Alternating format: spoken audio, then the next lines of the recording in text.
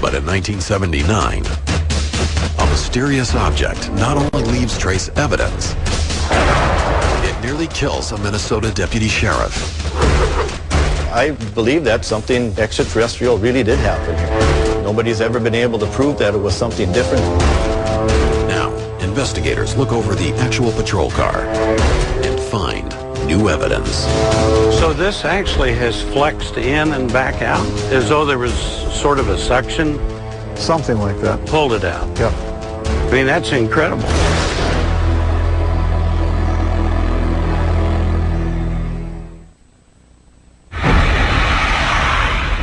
August 27th, 1979, Warren, Minnesota. It was a routine patrol for Deputy Val Johnson. But at 2:19 a.m., his life would suddenly change. He sees a light off in the distance on an adjacent road, blacktop highway, two-laner, and figures that it may be a small aircraft with a landing light coming in to make an emergency landing. So he turns down that road to see if he can render assistance. Almost instantaneously, that light went right from like a mile and a half away to right in his face. And he ended up crashing the car. After the crash, police dispatch receives a call for help. 407, what's the problem? I don't know. Something just hit my car. I don't know how to explain it. Strange. One of the law enforcement officers who saw the damage firsthand was Marshall County Sheriff Herb Morstead. Sheriff Morstead, a deputy at the time, vividly recalls the night of the encounter with the actual car from the event. And Val Johnson was still in the car. He was dazed and seemed kind of confused, didn't know for sure what had happened to him. And there was considerable damage to the car that was documented at that time. He was driving a Ford LTD, and you don't damage an LTD with some little trivial thing. There was quite an impact. The physical damage to the car baffles the investigators on the scene. To look down, first damage was done to the headlight of the car. It's busted. It's in the original condition it was from that night. The interesting thing is you can see by looking at the headlight, there's no deer hair or debris or anything in there that would explain how the damage was done. And then as you move up on the car onto the hood, there's a round dent in the hood. And further up on the windshield is busted and cracked quite severely. Again, there's no evidence of any rocks or debris or anything that would have broke this windshield. And further on in the car, up on the roof, there's one of the lenses from the warning lights is busted. And behind that are the two antennas that were damaged. The interesting part on these antennas was right where the antenna bends, there were bugs attached to that antenna, which would indicate that nobody could have physically or used a tool to bend that antenna because they would have to disturb those bugs. The effects of Deputy Johnson's alleged UFO encounter go beyond the damage to his police cruiser. Later on, the investigation continued. Val Johnson was found to have had what they call welder's burn to his eyes, supposedly from the light that he had encountered. One of the other things that was curious is the watch on his wrist and the car clock both stopped for 14 minutes. That's kind of an interesting piece of evidence.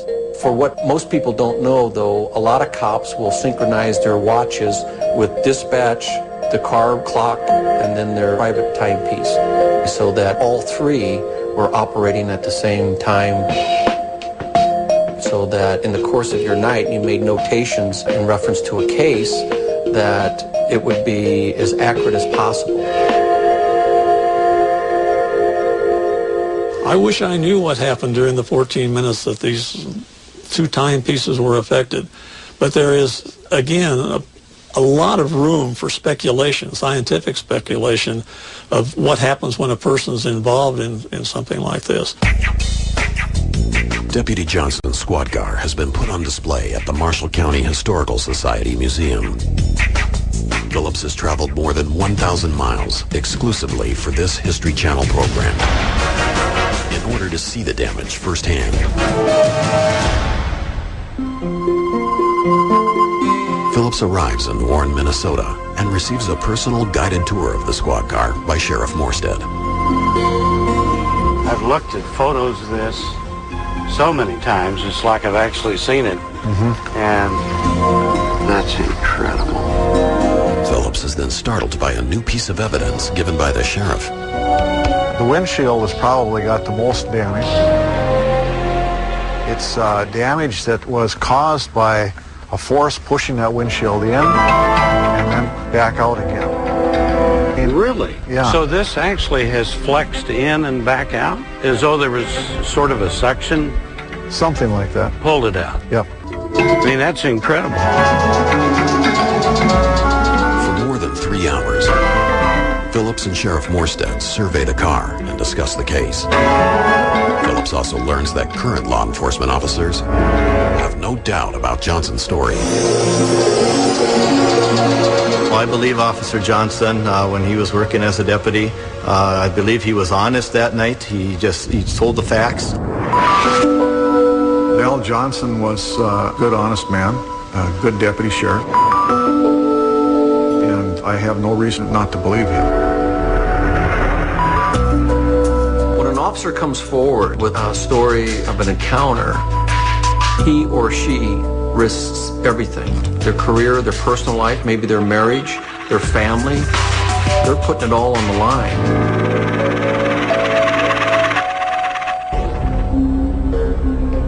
Phillips has now reopened his investigation into the Minnesota encounter in hopes of finding out what really happened in the early morning hours of August 27th, 1979. Many researchers believe that this trace case, along with thousands of others, will eventually lead us to the truth about UFOs.